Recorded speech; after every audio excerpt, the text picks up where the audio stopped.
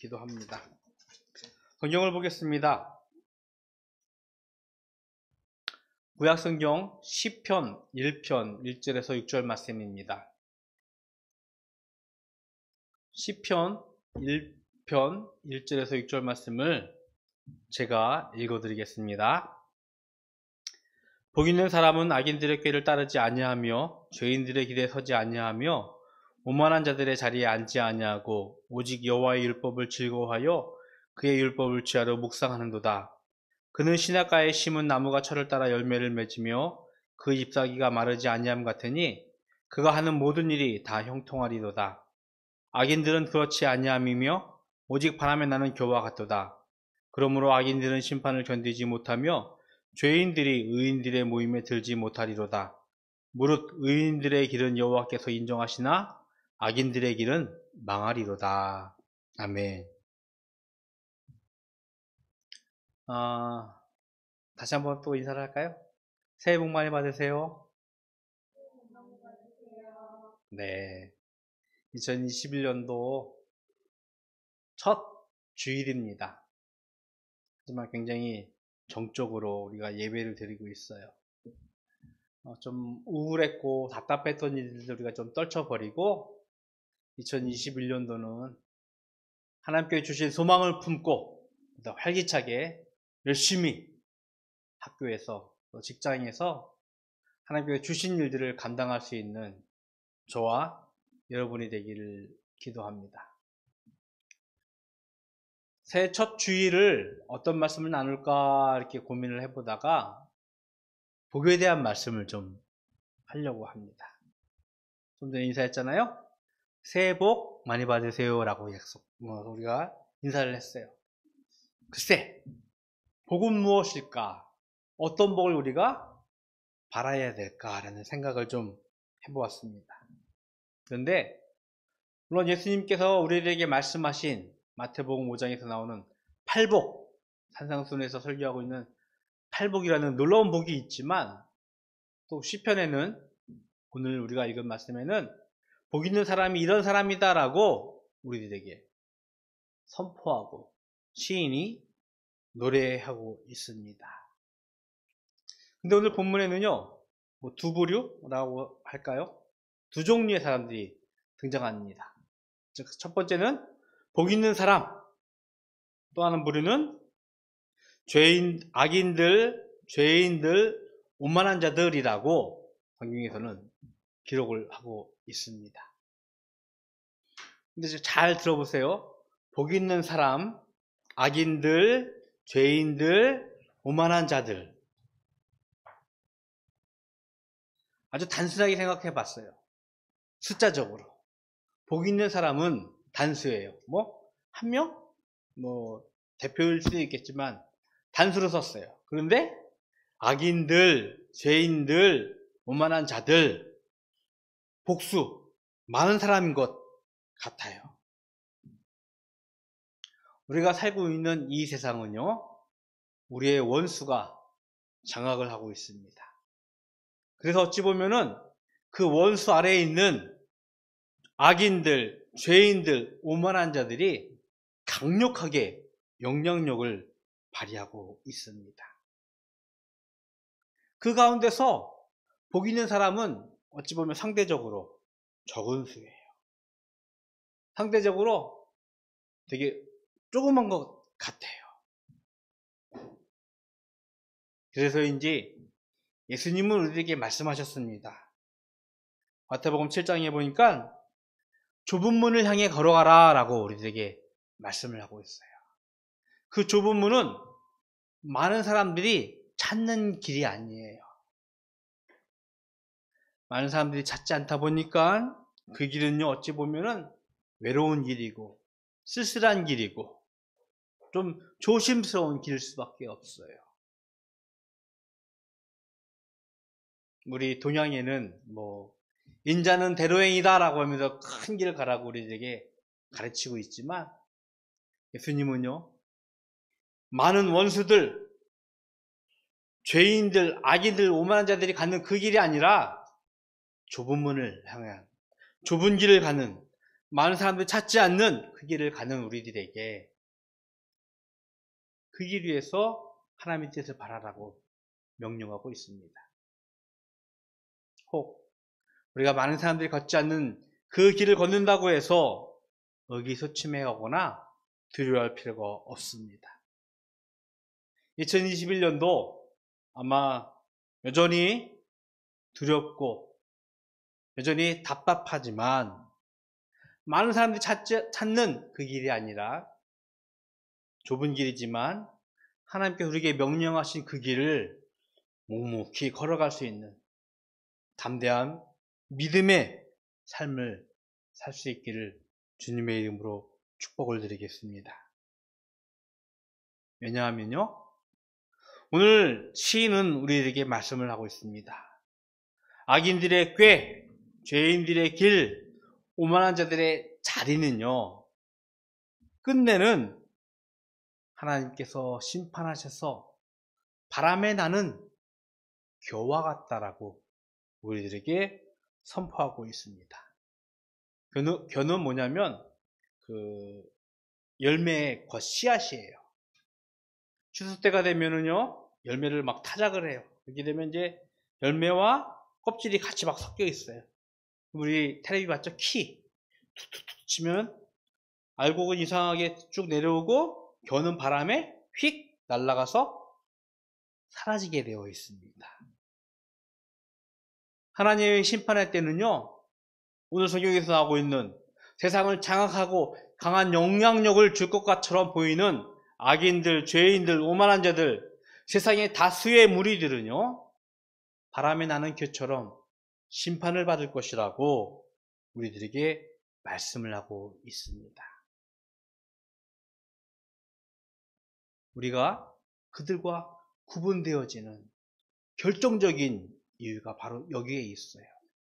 하나님의 심판의 때 우리는 하나님 품 안에 머물게 되어지지만 하나님의 은혜 안에 보호받고 하나님께서 원하시는 삶을 살게 되어지지만 이 땅 위에서 떵떵거리며 이 땅을 장악하며 이 땅에서 영향력을 끼칠 것 같은 그런 악인들은요, 죄인들은요, 오만한 자들은 바람이 나는 겨처럼 휙 날아가 버리는 하나님의 심판을, 멸망을 우리들에게 말씀을 하고 있는 것입니다.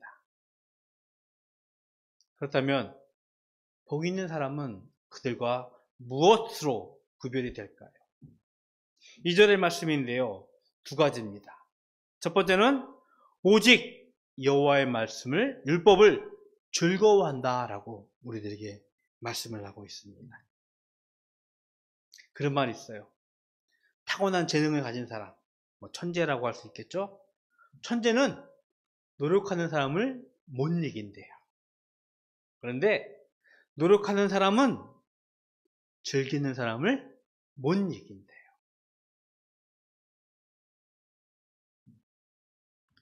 하나님의 말씀을 우리가 알고 있는 재능, 노력으로 대하는 것이 아니라 하나님의 말씀을 즐거움으로 대할 수 있기를 기도합니다. 시편의 또 다른 시인은요, 이렇게 노래를 합니다. 하나님의 말씀은 꿀과 송이꿀보다 더 달다고. 저는 꿀을 그렇게 좋아하지 않지만 우리 재은이는 꿀을, 재석이도 꿀을 많이 좋아하죠? 우리 달죠? 좋죠. 어쩔 때 먹어도 저 마실 때 있어요. 그런데 하나님의 말씀은 꿀보다, 송이꿀보다 더 달다라고 우리들에게 말씀을 하고 있어요. 그거는요, 열심히 내가 해야지, 노력을 해야지, 타고난 재능을 가지고 그것을 대해야지 하는 것과는 달라요. 그냥 좋으니까 찾아가게 되는 거예요. 그냥 좋으니까 먹게 되는 거예요.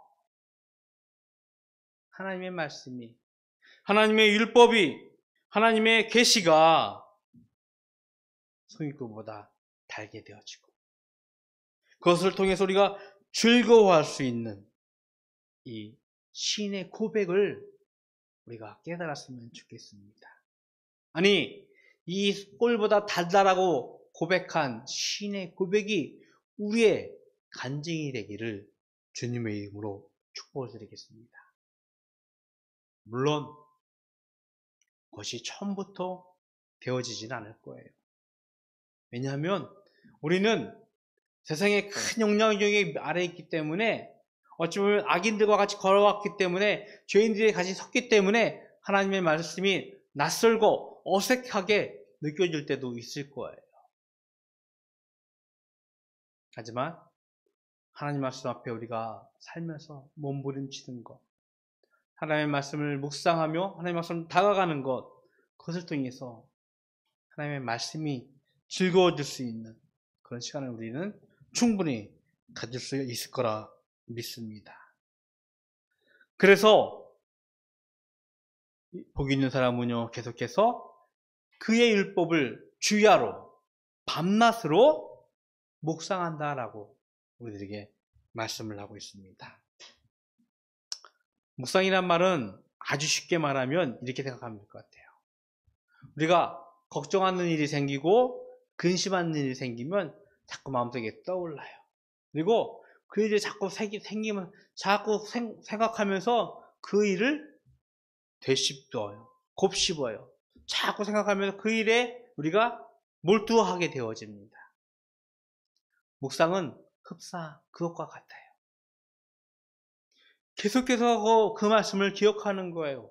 되새기는 거예요. 오늘 우리가 주신 하나님의 말씀을 생각하며 우리에게 주신 하나님의 계시를 생각해 보면서 우리가 그것을 생각해 보는 것입니다. 2021년도 우리가 새해가 되어지면서 작년까지 하던 다대지를 잠시 멈추고 이제 새로운 책으로 묵상을 하기 시작합니다. 아침마다 읽는 말씀이 있을 거예요. 그것을 하루 종일 생각하는 거예요. 오늘 내게 주신 하나님의 말씀이 이거야 라고 하면서 그것을 하루 종일 묵상하는 것, 되새기는 것, 곱씹는 것, 그것이 묵상이에요. 하나님의 말씀을 기억하고 되새기며 묵상하는 복 있는 삶의 자리에서는 우리가 되기를 주님의 이름으로 기도합니다. 우리가요, 그 하나님의 말씀을 묵상할 때 우리의 삶이 변화가 되어집니다. 죽음의 길에서 생명의 길로, 절망과 낙심의 길에서 소망과 희망의 길로 우리는 걸어갈 수가 있기 때문인 것입니다. 그래서 이 복 있는 사람의 결과는 무엇이냐면 3절에 보니까 시냇가에 심은 나무가 철을 따라 열매를 맺으며 그 잎사귀가 마르지 아니함 같이 그가 하는 모든 일이 다 형통할 것이라고 우리들에게 말씀을 하고 있습니다. 창세기에 보면 요셉이라는 사람이 등장을 해요. 아버지의 사랑을 받았지만 형제들의 시기 때문에 저 먼 애굽으로 팔리어지게 되었습니다. 아버지 어머니를 못 보고 형제들과 떠나서 살아야 하는 요셉의 상황, 억울하고 답답하고 힘든 고된 상황이지만 하나님께서 그와 함께 하심으로 요셉이 형통했다라고 창세기 기자는 창세기 39장 23절에서 우리들에게 기록을 하고 있습니다. 억울하고 힘든 일, 고된 일 가운데서 하나님과 함께 하신다면 그 모든 일이 형통하게 되어진다라고 성경에서는 기록을 하고 있어요. 즉 오늘 말씀에 비춰본다면 하나님의 말씀을 즐거워하고 밤낮으로 깊이 생각하며 묵상하는 사람은 나무가 열매를 맺듯이 모든 일이 형통할 것이라고, 하나님과 동행하게 되어질 것이라고 우리들에게 약속을 하고 있는 것입니다. 코로나19 상황, 어찌 보면 요셉이 억울하게 누명을 쓴 그 상황과 겹친다고 해도 과언이 아닐 거예요.